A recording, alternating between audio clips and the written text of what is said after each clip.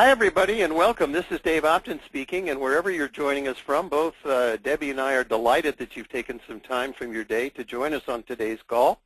And we're going to get into your questions here just as quickly as we can.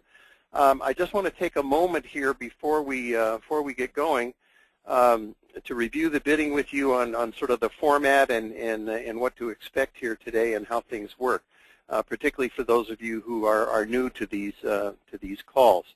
So the first thing to understand is that even though you see a background slide there with Debbie's contact information and my own, this is not a formal presentation or webinar like most of us are used to going to. This is essentially kind of an unscripted, if you will, teleconference call, or where the agenda is really set by you, the audience.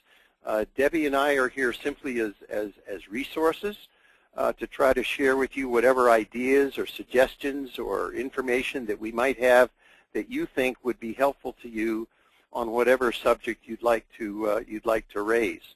And the way you so if you're expecting a lot of slides and things like that, we've got lots of webinars that focus on specific topics which are available to you as members, but this is not set up in that format. This is just kind of a casual opportunity for members to raise issues, and Debbie and I, as I said, will do our best to try to get to as many of those as we can.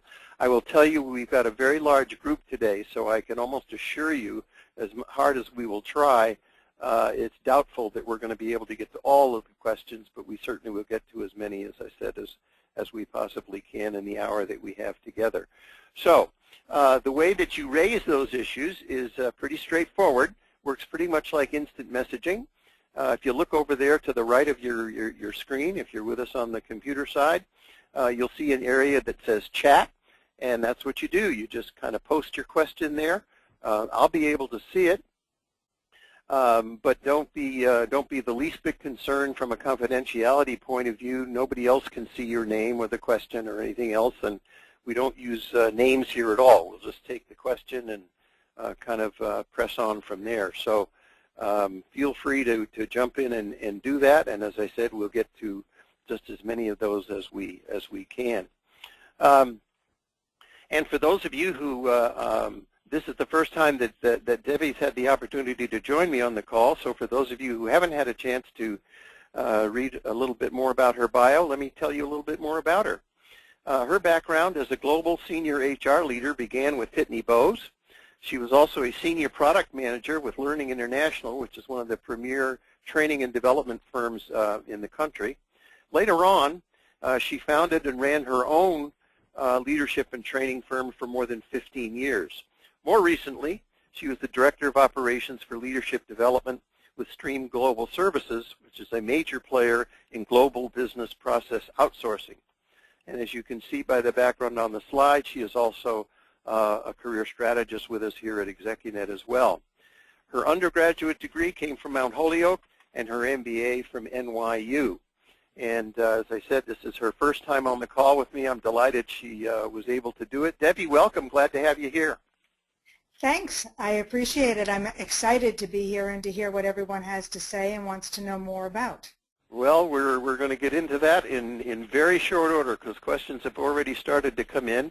And just to give folks another minute or so to do that, let me just share this information as well. For those of you on the call, hopefully you, every Sunday we send out a member newsletter called Executive Member Insider. And hopefully you saw, but for those of you who didn't, in the most recent one, in terms of kind of what's cooking out there in the marketplace, we just released our exclusive Recruiter Confidence Index, which is something that we do periodically, where we survey the recruiting community. And some of the key things that came out of that is that over 60% are either strongly or very strongly confident that the executive job market is going to improve over the next 6 months. And they also said recruiters were anticipating about a 17% increase in assignments in 2015 over 2014, both of which I think is really good news. In addition to that, our Executive Job Creation Index, which is another index that we've done for many years, the recruiters report that the number of companies who plan to add new executive level positions in the next 6 months climbed to almost 4 in 10, which is up from 1 in 5 last year. So also another signal that the marketplace is sending that it continues to improve, which obviously is, really good news for all of us. So, kind of with that as a backdrop for today, Debbie, let me start with a question that came in, something that I think affects a lot of people from time to time. And this is a person who says, look, I've been working in a leadership role for a number of years, and I'm currently looking for a new position. However, I am expecting an offer for a position that will not require the same level of skill with respect to expertise and management. In your experience, what are the drawbacks to accepting a position that doesn't require the same level of expertise or leadership that you've had in the past? And I presume that this person means in there, and therefore maybe isn't going to provide the same level of compensation either, my guess, but I think that's sort of implicit in this. I continue to hear that it's better to look for a position while employed, but I'm concerned that being employed in a non-comparable position might be more detrimental. Debbie, I'm sure that in talking with clients over the years and so forth, it's a tough dilemma sometimes to say, do I take something that might be perceived as less of a lower level than what I'd held before, and what kind of an impact, if any, might that have in a future job search, or how it might be perceived? Any thoughts on that? Well, certainly, Dave, one of the things that comes directly to mind for me was this notion of once you've accepted that job, presumably you're not going to be immediately looking for your next job. And so you have the opportunity always to add value to the company that you've joined and to grow your responsibility and to show movement and value to that company so that your responsibilities do in fact increase. And then by having a role that does grow, that does add in responsibility and scope, you then obviously have the opportunity to talk about that good news on your resume when in fact you start to look for your next role after that. But of course, if you accept a role where you feel you aren't going to be able to do that, then you would undoubtedly be limiting your ability to again look for jobs that have increased scope, if you will. And Dave, I'm sure that you found things similarly when you've been working with people as well. I have, and it's one of those things where you really have to, like so many things I think involved in a job search or career management in general, we're all faced with these kinds of decisions that you just got to make based on your best judgment. And obviously, those decisions are going to be influenced by your specific situation, certainly financially, if not otherwise. And you kind of go from there. There are pluses and minuses associated with it, and to some degree, those things are very much influenced by how people perceive things. There are going to be instances where people are going to, look at it as a step down. There are going to be other instances where they could care less because they're going to be much more interested in what you bring to their particular problem-solving situation, not what you may or may not have done in the past. To the specific point here about, is it better or easier, if you will, to look for a job while you're employed versus not? Clearly, there's a bias involved in that. There's no question about it. But I also think that given the extended economic times that we've been through, this is much less of an issue than I think it's been in the past. But again, it's a question of how different people are going to perceive something. But if it were me, I would make that decision based on what I thought was best for me, and take on things that came after that once I go ahead and made the decision. Did you have something you wanted to add, Debbie? Yes, you made me think again about the notion that fit is very important. And so when you're looking at your next opportunity, it's truly about making something that's going to be fulfilling for you, and you can always be able to address that and grow and in a position when you've got the right kind of culture, the right kind of environment in which to grow, etc. So it really is important. And the other side of that is that the consistency in titles today is not as it has been in the past. So oftentimes you do find that a different organization, a title does not necessarily mean the same responsibility that you might have, so that you can be able to address this notion of a title difference, if you will, when you talk about your accomplishments and what you've been able to do for your employer in terms of, you know, the value add and business impact you've had. So oftentimes a title is misleading, I guess is my point. Yeah, and very that's definitely true. This person wants to know, does six-figure, meaning us, I guess, screen out the bogus jobs like thinly disguised franchise opportunities? The answer is if franchise opportunities, and by the way, they're not necessarily bogus jobs. We have a lot of members in this membership who are very interested in franchises or other ventures that require real dollar investment on their side as a career alternative. But we've got a lot of members who aren't as well. The way that if that's an area that is not of interest to you, then if you go into your settings for how you've set it up, there's a part of the when you set up your networking preferences, there's an opt-in feature at the bottom that talks about exploring new ventures, entrepreneurial things, and things like that. If it's checked, then you may get emails from organizations that represent franchises. But if that's not something of interest, just uncheck it, and that will stop those emails from coming to you. If you have any trouble finding that, just give member services a ring, and they'll be happy to show you where it is. We do certainly screen the positions that are posted here, I might add. Every job that's here comes directly from a recruiting source, and we've been doing this for 27 years, so we certainly know who most of them are, and so we are very careful about what goes up, and we certainly tell other recruiters when they first come to us that we monitor it very carefully, and if we ever find a situation where what they're doing is just trolling for resumes, which some firms still do, that will certainly be the last time they post a job here. Let's see. This person says, I've interviewed for a VP role and the company has expressed interest and are moving toward an offer. Do either of you have any advice on negotiating salary and other perks at a VP level? Deb, your thoughts on that?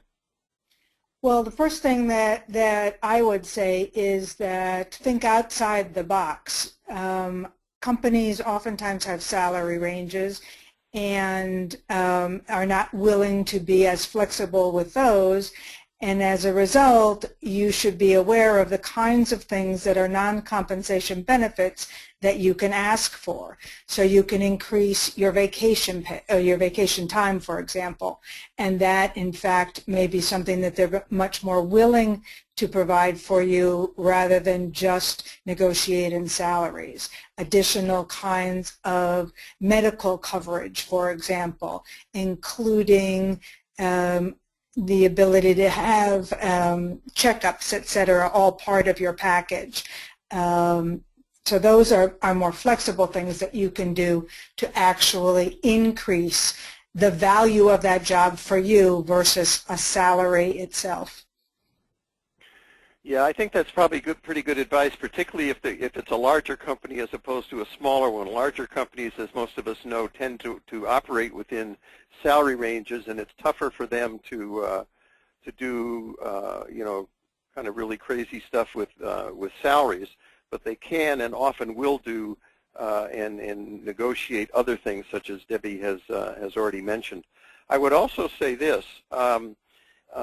when you go into your membership, if you look up at the top of the page, you'll see like the kind of the universal sign for search engines. It kind of looks like a little magnifying glass. It's over on the right-hand side on almost every page on the site.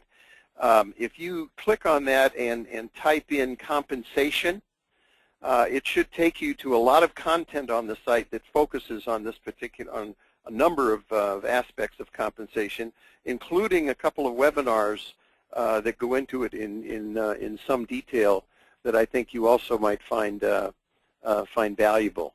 So another way to take a look at that. Let's see. Dave, yeah, go ahead.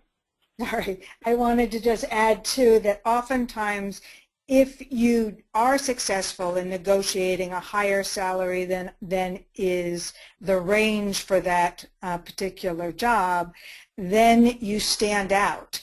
And as a result, a couple of things may happen. It could be that you are, sort of that bump that gets cut when we need to, streamline expenses. Or on the other hand, you also can put yourself out of position, if you will, and making it difficult for you to then either change jobs within the same company, get another level, or get promotions or that sort of thing, because you are now what is oftentimes called redlined. You're out of that range. Fair enough. Thanks, Deb. This person says, SVP Vice President for 25 years and recruited into all of my positions. I'm in transition due to an acquisition. The question is this: I've been heads down on focusing on performance versus building a strong network. Now, at age 52, I need a network more than ever in order to reach those retained search recruiters. Recommendations on late-stage online networking or outreach to executive recruiters.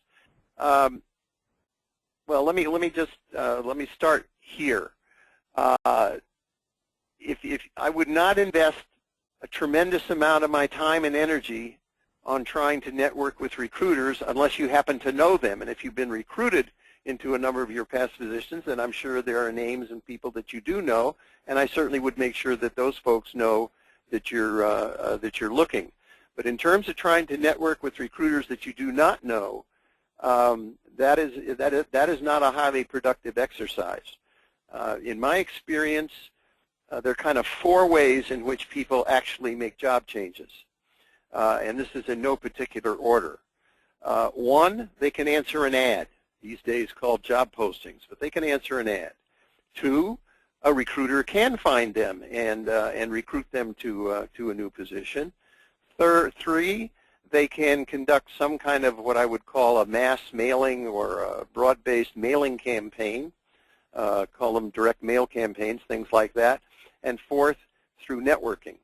At the levels that we operate at in terms of C-level executives and senior level executives,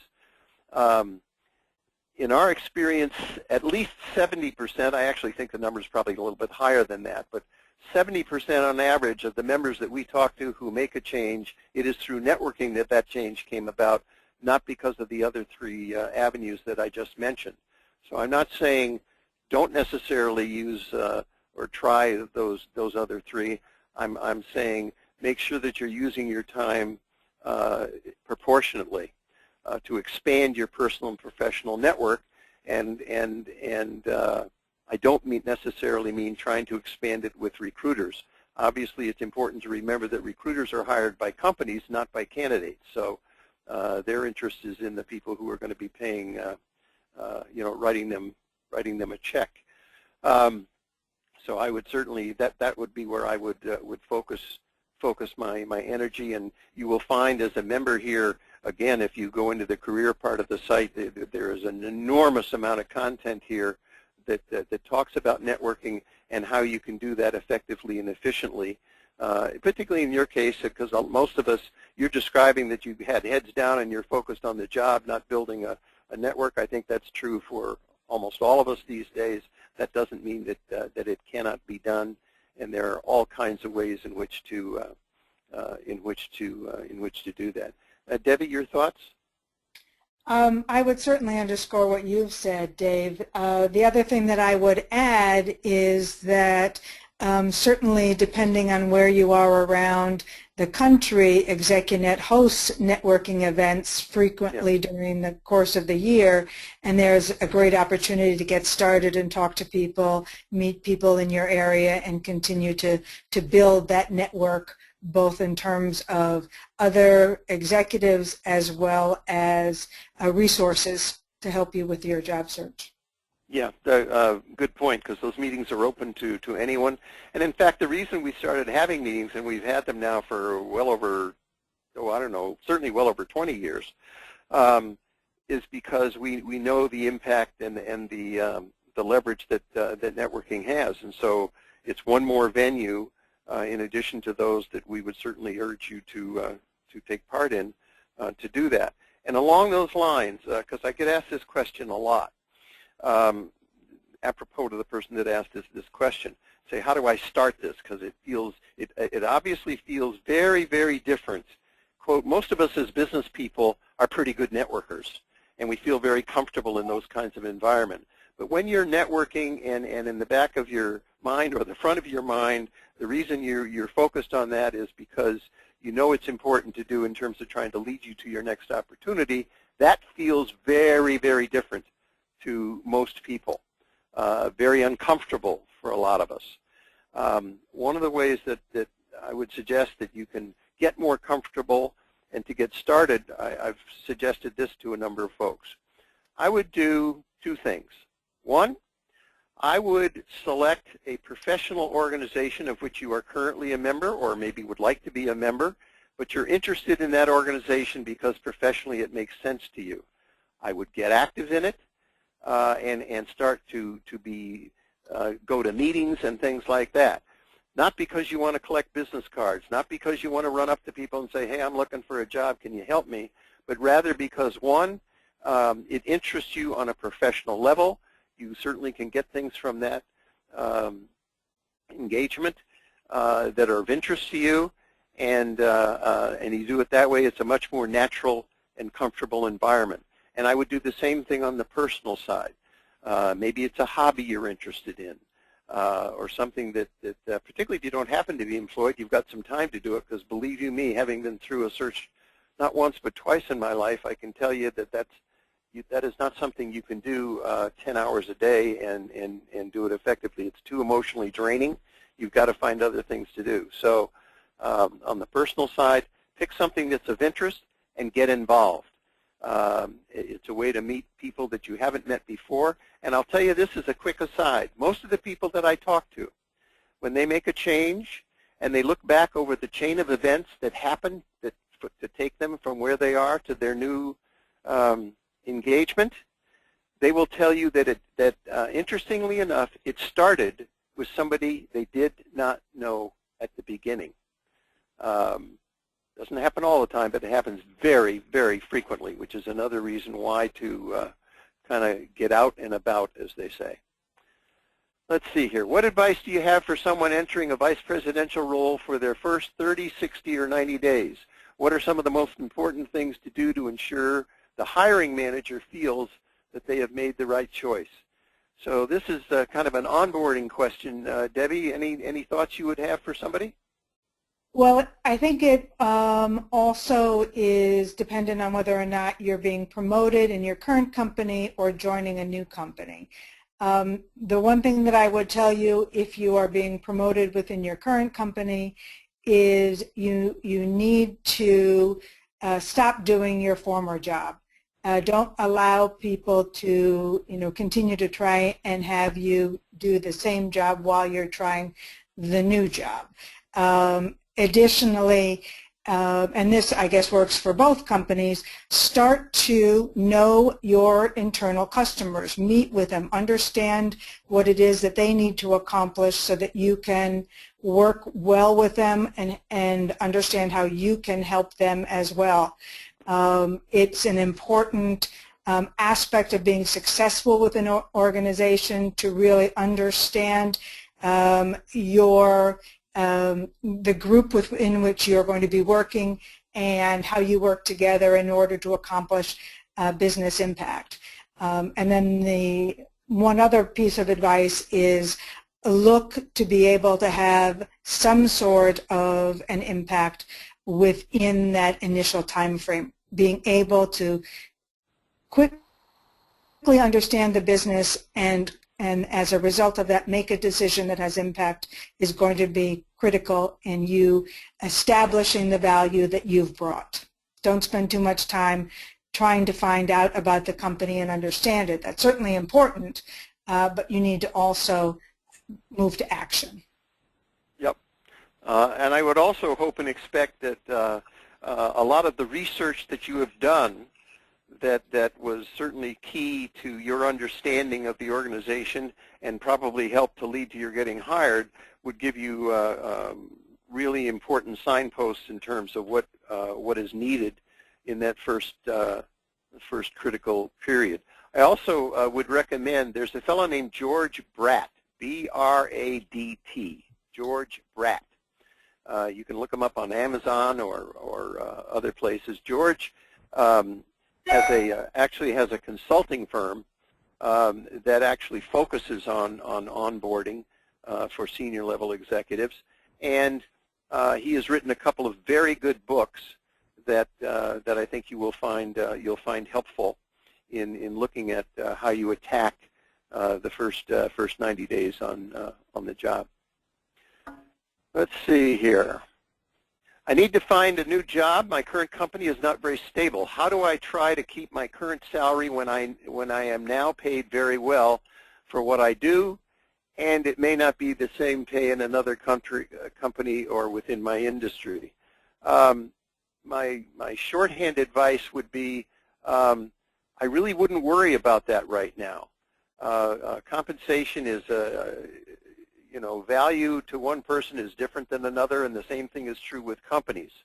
I think your key is to target organizations that you think are of interest, and if and when you get into a discussion around compensation, that will actually take, I think will take care of itself. No company in their right mind, irrespective of the economy, because the concern that most people have in this situation, particularly if they're not working, is that somebody's going to take advantage of them because they don't have the leverage of current employment. While I'm sure there are some organizations that would try to do that, I'm not sure that those are organizations that you'd want to go to work for anyway, because it says a lot about their value system. Most companies that I know of are in the business of trying to offer competitive salaries. They know what those competitive salaries are because most of them do research along those lines. And aside from that, their benefit package and other things may be different. So there are other things involved besides just dollars and cents. So I just, it's something over which, in that sense, you don't have any control. I wouldn't worry about it, and just get them to the point where they want to make you an offer. And usually two people who want to make that happen, they will make it happen. Debbie, your thoughts? I would absolutely agree. Even though we think about, and it's easy to say, try not to focus on salary. It's never the paycheck that makes you happy in the particular role or feel fulfilled in the job that you're doing, or really gives you the solace at the end of the day that you've done a good job. It certainly is something that we use to measure what the value of a particular role is to a company, but at the same time, it's not going to be the thing that is going to keep you there over time. It really is the company, the culture, the values, the job, the responsibility, the ability to have an impact. Fair enough. This is a question that I think is maybe on a lot of people's minds as well. It focuses on resumes. And the question is, should an executive resume contain a list of skills, strengths? Would that seem to be too tactical rather than strategic? Deb, your thoughts on resumes in general? In general, I would say that yes, an executive resume does have to have a list of competencies and skill sets. But I can tell you that as I work with executives, oftentimes what I find is that they are frequently not strategic competencies. For example, I've worked with CIO candidates who list the kind of software packages that they're familiar with, that they know Word and that they know Excel and that sort of thing. And my question to them is, when you think of your role as CIO, do you really think that people are worried that you know how to use Word, Excel, PowerPoint, that sort of thing? No, instead what they want to know is that you know how to make sure that technology is a business enabler. So these competencies need to be those that are executive level competencies, those that are position you for a role of leadership. And when you think about your role as a leader within an organization, especially when you're looking at a C-suite kind of job, it's not about only your functional expertise. It's much more about your stewardship of the company. So you also need to consider the fact that besides just having that functional expertise, being a CFO, being a vice president of sales and marketing, you need to be able to understand how to leverage your function with all the other functions that make up a company in order to make that company successful. So the visual that I often tell people is, you're not just looking up and down in your organization. You also need to be able to show your horizontal competencies as well, working across the organization. Yeah. But absolutely include them. The subject of resumes comes up all the time, and part of the reason that it does is because it is a very subjective arena, as I think most of us know. And therefore, if there ever was a part of kind of career management and job search that's in the, is kind of uses the phrase, beauty is in the eye of the beholder, it falls into this area. And you can get discussions going on forever between functional and tactical and strategic and how they should look and how they should be formatted and so forth. This is one of the reasons that as a member here, we offer you the opportunity to have your resume reviewed. It's part of your membership. There's no cost involved, and it never hurts to have a set of professional eyes take a look at something that is very personal, very difficult for an individual to figure out what should I have there, what should it look like. So if you haven't had an opportunity to do that, I would strongly urge you to do so. In fact, Kim, if you could throw up the one of the slides here. Let me just take this moment to show people this. When you log into this website, if you look over there to the right where it says the icon, and if you click on that, there's a drop-down menu, and you'll notice it says My Account, My Profile, My Messages. This is where you can manage your membership here. And if you click on My Account, you'll notice I just highlighted a couple of areas here because they're really critical, particularly if you're new to the network. In the upper right, you see where it says Resumes. If you want to schedule your review, you just click there, and you can schedule it. You can upload 3 different versions of your resumes here, which a number of people have more than one version because they've, let's say, have a strong marketing background, so they might want to have a resume that's focused on that.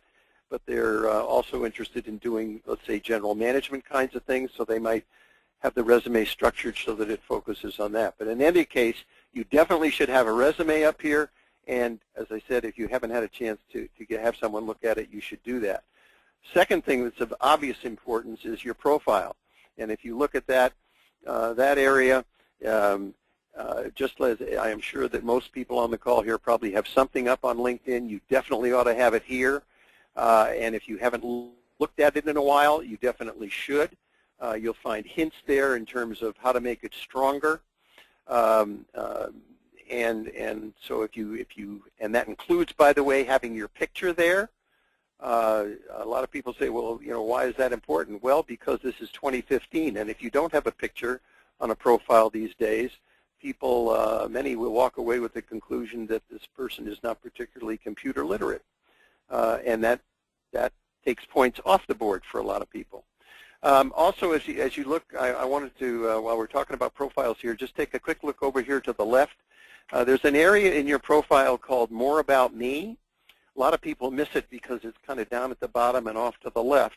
But if you look at these, you can see pretty quickly that if you took the time to answer some of these, or all of them, anybody looking at this profile, and by the way, this is the first place that recruiters come and or other members come for purposes of networking and so forth, it sure as heck, if this were filled out, would give them a lot better sense of you as a person.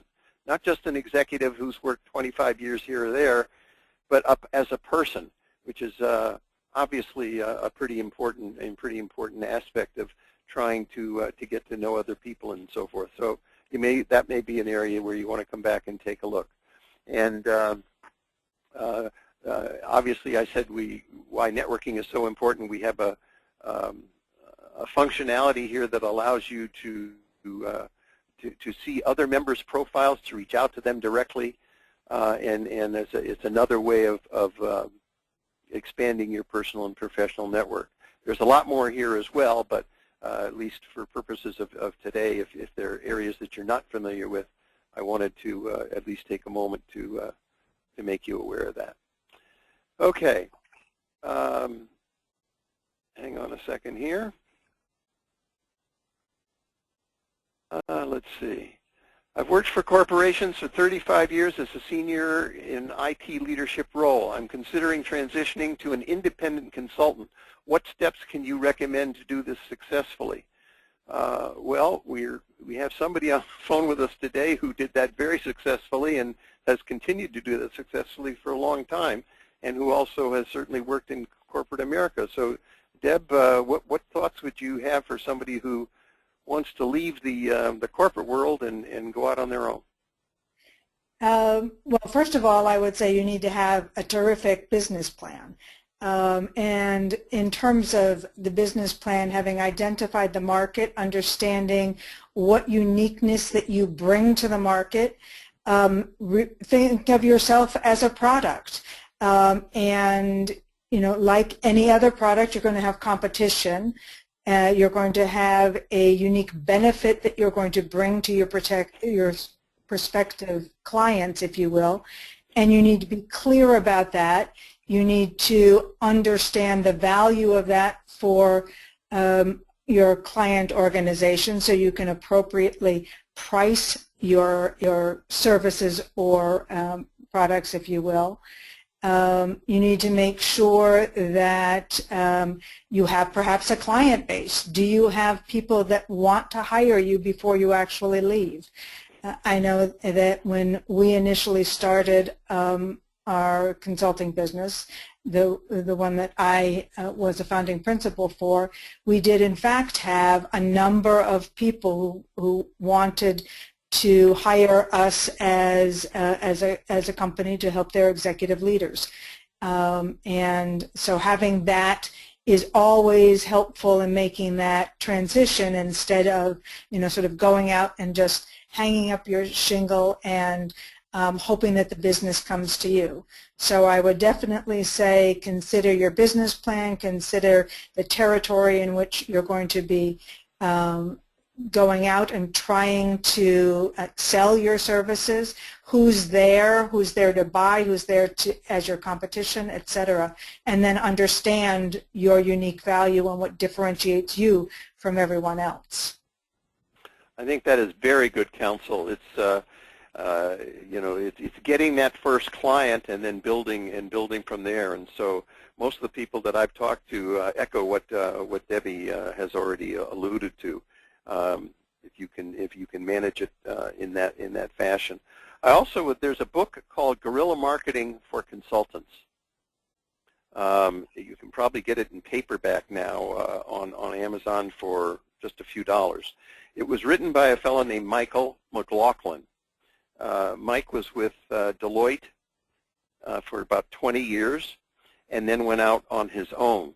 And this was one of the first books that he wrote. It's part of the guerrilla marketing series that we've all seen for other areas as well. But it's a very good book, and he talks a lot about how to sort of build that kind of a practice. The other thing I would add, and this is just from a personal experience, because I did this for a couple of years myself when I was thinking about this, and two things that came out of that really made a difference for me and that I thought was very helpful, particularly in terms of expectation level. And that was that almost everyone that I talked to said, Dave, there are two things. One, it's going to take at least a year minimum before anybody really believes that this is what you in fact are going to do, as opposed to that, no, you're just saying you're doing this you know, to have some kind of a facade while you're looking for a real job. So you've got that bias to fight. And the second part of it is that you need to sit down with your wife and with a pencil and a paper and figure out from a financial perspective what standard of living is now, what standard of living you think you could maintain without making another nickel in revenue for the next 24 months. And those were two, I thought, very good pieces of advice. As Debbie says, consulting takes a while to build a business, and so from a cash flow point of view and everything else, you've got to make sure that you've got an appropriate expectation level and can manage to it. Deb, anything you want to add to that? No, I think that notion of having spoken to your significant other is absolutely critical. They're your partner in this as much as you are, and you're making that decision for the two of you plus family. So you really do need to have enough of a cushion that you can, you know, continue to take your business to that cliff where you're looking for the next set of clients and weather it. And that's often tough. Yep. Fair enough. Question, what is the difference between LinkedIn and ExecuNet? I'm starting my job search and I want to make sure that I use both these tools effectively. Well, you certainly, we certainly want you to use both tools effectively as well. There are a number of differences. First of all, LinkedIn is a lot of people call it a kind of a worldwide white pages, if you will. There are more than 400 million, at least the last number I saw, of people who have profiles up there of one flavor or another. So you can just imagine, and we hear this from recruiters all the time, what it's like to try to recruit. The good news is that there's 400 million people. The bad news is there's 400 million people.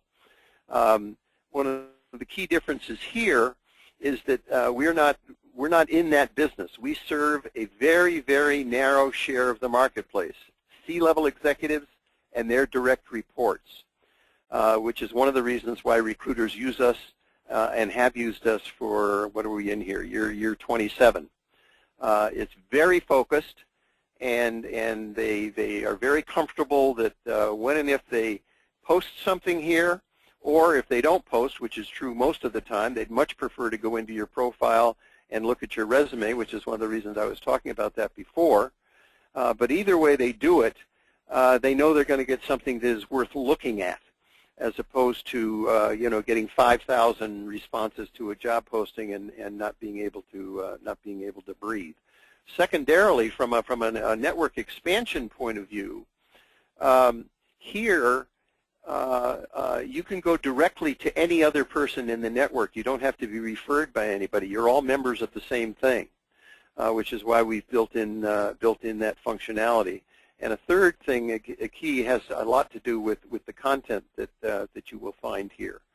And if you haven't had a chance to really explore that, I certainly think that you should and would commend it to your attention. But I would say the key difference is that that we are a real membership here. We are just not simply a place to post a profile and hope that the world finds you. but I certainly, this isn't to say that I would tell you not to put a profile on LinkedIn. We all have profiles on LinkedIn, and I certainly would encourage you to do that. This person says, I was laid off simultaneously to my father becoming very ill and eventually passing away. I spent 5 months caring for him and taking care of his affairs. Is there any tactful way to let a potential employer know why I've been out of work? Debbie, what do you, I would certainly think that there is. Certainly.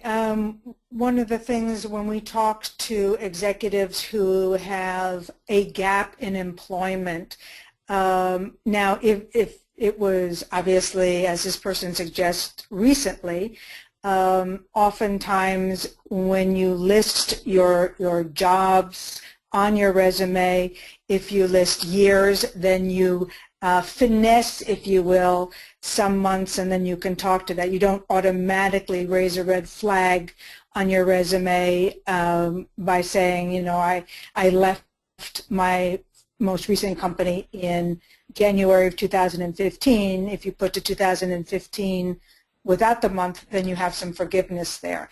Obviously, you won't lie to anyone. You'll be talking to them about what you were doing during that time frame when you're in the interview, but again, you wouldn't have raised a red flag.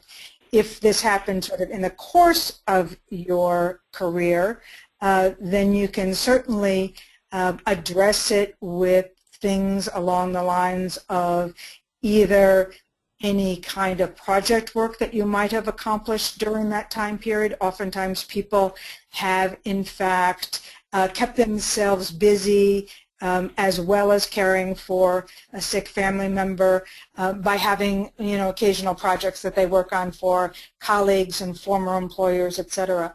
So you can talk about your project work, or we've often helped executives position that gap by talking about a managed leave of absence, where you can then discuss the reasons for that, and that, of course, again, allows people to see you as a person, the values that you bring to the party, and gives them a sense, that you are perhaps the kind of person they want because of the value system that you have. And so that's what I would say, sort of on the top of my head here. Yeah, and I think that's more than reasonable. I mean, I don't mean to be flip about it at all, but I mean, all of us have family.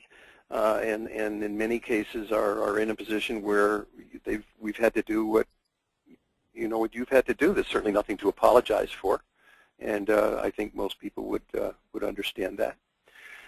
Debbie, this question comes in specifically for you. This person says, many speakers for ExecuNet webinars have given their perspective on ageism in the workplace. What is your perspective on ageism? And secondly, where is ageism least likely to occur, in large corporations or smaller companies, and do you see much ageism in startups? Wow. Sorry, my first question is, why is that specifically for me? I don't know, but it is. But I can certainly give you my perspective. Unfortunately, I do think that ageism is alive and well in companies in today's market. Where I find that there's more flexibility is oftentimes when you are able to talk to the flip side of age, which is of course experience, and then companies that oftentimes value experience and value what you bring to the party tend to be those smaller companies who need someone who's going to help shepherd them into their next level of success, if you will.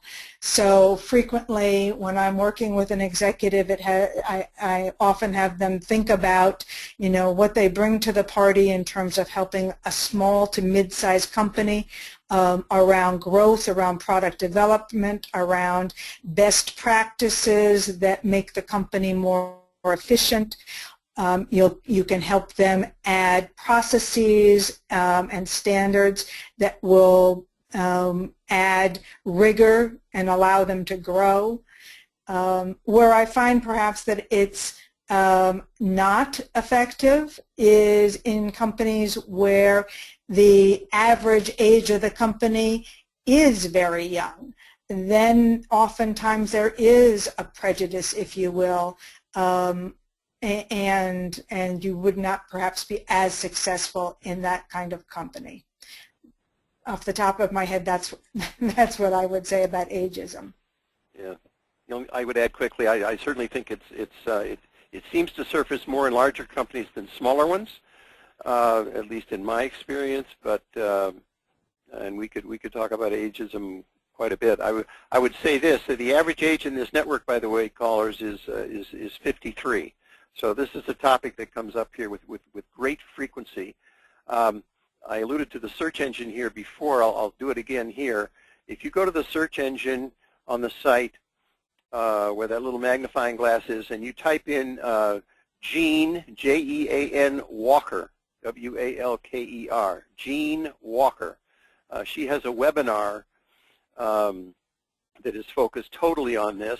And if you haven't had a chance to check it out, I would urge you to do so. There's a lot of very good practical advice in there that she talks about. This person says, I've read and heard multiple times to push a salary question and defer it until the end, but most times HR springs the question up front. Do you dodge it, or at least let them know your current baseline? Debbie, the infernal salary question. What counsel would you have for someone? Because this comes up all the time. This does come up all the time, and it is oftentimes does more of a disservice to dodge the question right up front.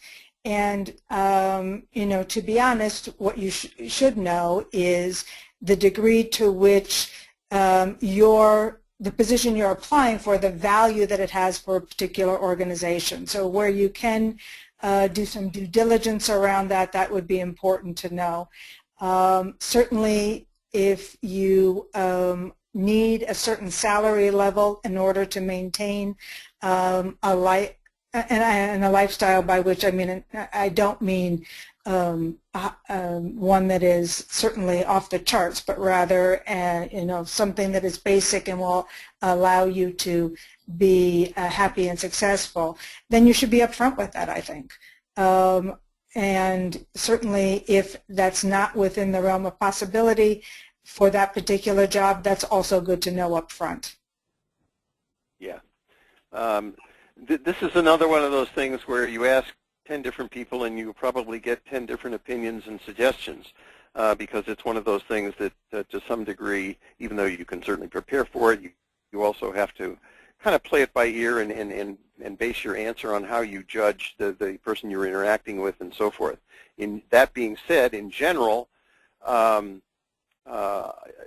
know, I would probably come back with something like, gee, I really, you know, it's not something I've really focused on. I'm here because I'm very, very interested in the position that we're talking about, and I certainly know enough about the company to know that if and when we get to the point of your extending an offer to me, that you know, that offer would certainly be fair, and I would certainly give it every consideration, or things like that. And there are all kinds of resources that will give you ways to do that. They're just looking for a way to screen you out, and you certainly are under no obligation to answer it. You can certainly also come back, for example, and say, you know, is there a particular range for this position? If so, I'd be interested in knowing that. But the person asking the question knows perfectly well that you are not anxious to sit there and tell them, you know, certainly a specific number. They know it's a negotiation, and so if you push back a little bit, they're likely to just leave it alone at that point. Let's see here. What are your thoughts on companies and their positions when they are recruiting for an executive leader in a specific industry, but are looking for experience in that industry versus looking at the entire experience and knowing knowledge and accomplishments of that particular candidate? I will tell you over the years that one of the questions that we have asked recruiters almost every year is when you were hired by an organization to find someone, what are the top characteristics or attributes that you're asked to find? And every single year, the top 3 on that list, and they are way up on the top versus anything else, have always come out to be leadership, industry-specific experience, and functional expertise. And they are so closely clustered that you can put it in any order you want. So obviously there is a strong bias, particularly when a job goes out to search, for industry-specific experience or functional expertise, and leadership, whatever that may mean. So it's there. So you need to know that. If you're trying to switch industry segments, obviously, particularly if you're involved with recruiters, that's going to be a pretty difficult task. But if you're just doing a job search in general, it is not impossible. It's not a walk in the park, but it's not impossible. Because the fact of the matter is that most organizations, as a business, have similar kinds of issues. They just have a bias over the fact that, well, nobody's industry is as crazy or complex as ours is, when in fact the issues are frequently the same. So your challenge as the salesman here, when you're dealing with that, is one, to do really good research so that you know what those issues are, and then I think you will find it a lot easier and maybe surprise yourself to learn that you have addressed a lot of those very same issues in the industry in which you have had experience, and have the opportunity then to help them understand that those skills are readily transferable. As I said, is it easy? No. Is it impossible? No, it's not. It is not impossible. Debbie, your thoughts? Well, I was going to say I absolutely concur. One of the things that I think is important is when you're thinking about positioning yourself. If you think about the achievements that you've been able to help your current and former companies have, and you help people realize the measurable business impact that you've been able to have, then it becomes easier. Again, not easy, but easier. Certainly all companies are interested in increasing shareholder value, increasing revenue, increasing market share, opening new market channels, decreasing expenses, increasing profit, becoming more efficient and effective. So when you can focus on that and focus on the measurable impact you've been able to have around some of those issues, then I think you have a better chance of being able to show that your experience is transferable. Fair enough. Okay, well, Deb, I knew we were going to have the time to get to all of these, and indeed we haven't, and so we're going to have to kind of bring this to a close for today. But just kind of based on what you've heard today or thought about as we've gone along today, is there anything you'd like to say to the group in closing before we have to close up shop? Well, I think that it often seems very daunting about, how am I going to make this change? But if you start to think about, as we've been talking about the companies that you're addressing, and looking for, the job that you want to have in your next role, and then assess how you might best put your best foot forward in terms of your current achievements, etc., then it becomes something that is oftentimes more manageable. So I would encourage everyone to think about, do their due diligence in terms of the ideal job and what's required for that, to think about the industries that they're interested in, and again, the issues happening there, and then look at themselves to be able to position things that they've done and accomplished so that they can help people see the value that they would bring to their new employer, if you will. And that oftentimes makes it a little less daunting than it might otherwise seem. So I wish everyone on the call, good luck and best of luck in that, and obviously hope that we've been able to help in some degree today. Great. Well, Deb, thanks very much for joining me, and I certainly would express the same thought to everybody on the call, and hope that you'll, if you felt you got information here today that was helpful to you, then we've met our goal. Please take a moment or two after the call. You'll have a chance to give us some feedback, and we certainly value that. We read it and certainly try to react to it, so we hope you'll take the time to do that as well. Thanks, everybody, and enjoy your weekend. Thanks.